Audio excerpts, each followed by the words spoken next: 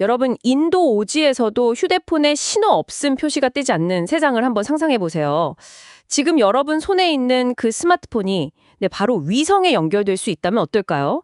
오늘은 이 혁신적인 위성 휴대폰 직접 연결 기술, 그리고 최근에 있었던 파트너십 발표를 통해 이 기술이 인도에 어떻게 도입될지 좀 자세히 알아보겠습니다. 저희는 관련 뉴스 기사, 또 AST 스페이스 모바일 투자 설명서, 인도 통신시장 보고서 같은 자료들을 가지고 이야기 나눠볼 거고요. 그래서 목표는 이 기술이 대체 어떻게 작동하는지, 인도에는 또 어떤 의미가 있는지, 그리고 기존 위성 인터넷하고는 뭐가 다른지 이걸 명확히 짚어보는 겁니다. 자, 2025년 6월 18일이었죠. 인도 통신사 보다폰 아이디어, VI라고 하죠. 여기랑 미국 회사 AST 스페이스 모바일이 파트너십을 맺었다고 발표했어요. 이게 왜 그렇게 중요한 소식일까요? 네, 이게 중요한 이유는요. AST 스페이스 모바일의 접근 방식이 기존이랑은 좀 확연히 다르기 때문입니다. 이 회사는 저궤도 위성, 그러니까 리오 위성이라고 하는데요. 지상에 좀 더 가까운 궤도를 도는 위성들이죠. 이걸 마치 하늘에 떠 있는 기지국처럼 쓰겠다는 거예요. 하늘의 기지국이요? 네, 가장 큰 특징이 뭐냐면 우리가 보통 위성 인터넷 하면 떠올리는 그런 별도의 특수 장비 있잖아요. 안테나라던가 그런 거 없이 그냥 여러분이 지금 주머니에 가지고 계신 일반 4G, 5G 스마트폰 거기에 직접 연결된다는 점입니다. 아, 정말요? 쓰던 폰 그대로요? 네, 그렇습니다. 이미 그 블루워커 3이라는 시험 위성을 통해서요. 일반 스마트폰으로 2G, 4G, 5G 통화도 하고 데이터 전송도 최대 14Mbps까지 성공했어요. 기술 검증은 어느 정도 된 거죠. 그러니까 왜 접시 안테나 같은 하드웨어 키트가 꼭 필요한 스타링크 같은 서비스 있잖아요. 그런 거랑은 아예 개형이 다른 겁니다. 와, 특별한 장비 없이 쓰던 폰 그대로 위성에 연결된다니 이건 진짜 획기적인데요?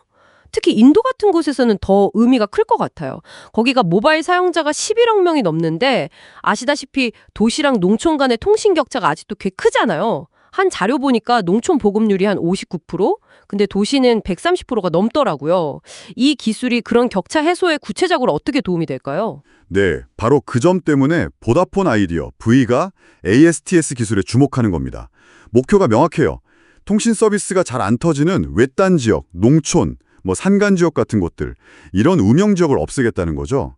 이게 단순히 그냥 어디서든 전화가 된다? 이걸 넘어서는 의미가 있어요. 어떤 의미죠? 예를 들면 그동안 통신 접근성이 낮아서 소외됐던 수백만 명의 사람들 있잖아요. 이 사람들이 이제 디지털 뱅킹이라든가 온라인 학습, 또 원격 의료 같은 서비스를 이용할 수 있게 되는 거죠. 더 나아가면 소규모 전자상거래나 농업기술 활용 같은 경제활동까지도 촉진볼 수 있고요. 이건 V 입장에서는 경쟁사들과 차별화할 수 있는 아주 중요한 전략이 될 수 있고 또 인도 정부가 추진하는 디지털 인디아 정책하고도 딱 맞아떨어지는 부분입니다. 아, 그렇군요. 재난 같은 상황에서도 도움이 되겠네요. 통신망 복구라든지. 맞습니다. 재난 시에 통신망 복원력을 높이는 효과도 분명히 기대할 수 있고요. 그리고 ASTS는 이미 보다폰 그룹 전체, 또 미국의 AT&T나 버라이즌, 일본의 라쿠텐 같은 전 세계 주요 통신사들하고 파트너십을 맺고 있어요. BNT도 보다폰 그룹의 일원이니까 이런 글로벌 네트워크와의 연계성도 있는 거죠. 그런데 한 가지 걸리는 게 인도 정부가 위성 인터넷 도입에 대해서는 좀 신중한 태도를 보여왔잖아요. 최근에 위성 장비는 인도 내에서 등록하고 인증받아야 한다. 데이터 센터도 인도 안에 두어야 한다. 또 인도의 자체 위성왕법 시스템, 그 나비식이라고 하죠. 인도판 GPS, 그것도 지원해야 하고 단계적으로 부품 현지 생산 의무화까지 이런 규제들을 내놨는데 이 직접 연결 기술도 똑같은 규제를 받게 될까요? 네, 규제 승인 문제가 이번 파트너십에서도 아주 핵심적인 과제입니다. 발표에서도 언급됐고요. 근데 말씀하신 그 규정들은요. 주로 스타링크나 아마존의 카이퍼처럼 자체 위성망으로 인도 소비자에게 직접 서비스를 제공하려는 그런 사업자들 있잖아요.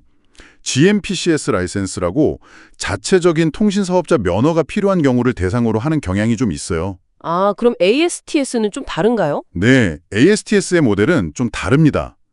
BNT 같은 기존의 이동통신사 MNO와 협력해서 그 MNO가 이미 정부로부터 허가받은 주파수 있잖아요. 그걸 빌려서 쓰는 방식이에요. 위성은 하늘의 기지국 역할만 하는 거죠. 그러니까 자체적으로 라이센스 따고 주파수 확보하고 처음부터 다 시작해야 하는 신규 사업자에 비해서는 규제 절차가 좀 더 수월할 수 있는 이점이 있습니다. 물론 이게 또 새로운 기술이니까 인도 정부의 신중한 검토는 분명히 필요할 거고요. 하지만 ASTS가 미국 FCC 승인 같은 다른 나라에서 규제 관련해서는 꽤 진전을 보여온 경험이 있긴 합니다. 기술적으로 들어가 보면 어떤 점들이 좀 흥미로운가요? ASTS가 위성 크기나 성능 면에서 되게 자신감을 보이는 것 같던데요. 네, 맞아요.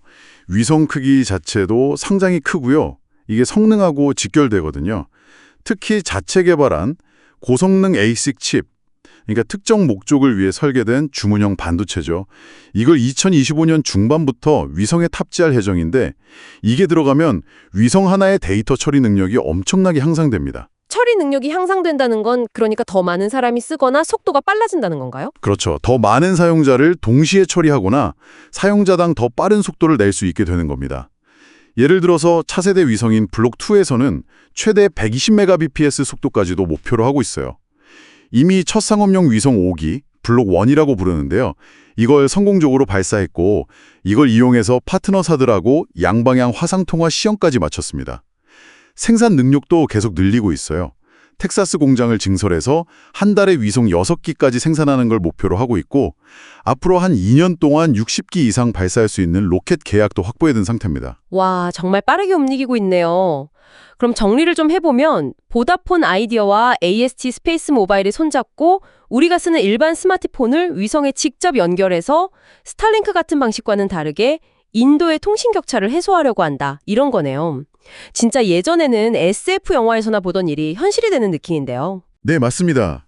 이게 단순히 한 회사의 기술을 넘어서 지상 네트워크와 위성 네트워크를 아주 매끄럽게 통합해서 언제 어디서나 끊김없는 통신 환경을 만들려는 어떤 큰 흐름을 보여주는 중요한 사례라고 할 수 있습니다. 물론 기술 혁신과 함께 각 나라의 어떤 안보 문제라든가 디지털 주권 같은 국가적인 우선순위들이 있잖아요. 이런 것들 사이에서 어떻게 균형점을 찾아 나갈지 그 과정을 지켜보는 게 중요할 것 같습니다. 우주가 이제 모바일 연결의 새로운 개척지가 되고 있습니다. 정말로 모든 곳이 연결되는 시대가 우리 눈앞에 다가오고 있는 것 같은데요. 여러분은 이런 직접 연결 기술이 단순히 통신 문제를 해결하는 것을 넘어서서 우리 사회 구조나 경제적인 기회, 심지어 우리가 좀 외딴 곳, 먼 곳과 맺는 관계까지 근본적으로 어떻게 바꿀 수 있을지 한번 상상해 보시면 어떨까요? 모든 곳이 연결될 때 과연 어떤 변화가 일어날지 말입니다.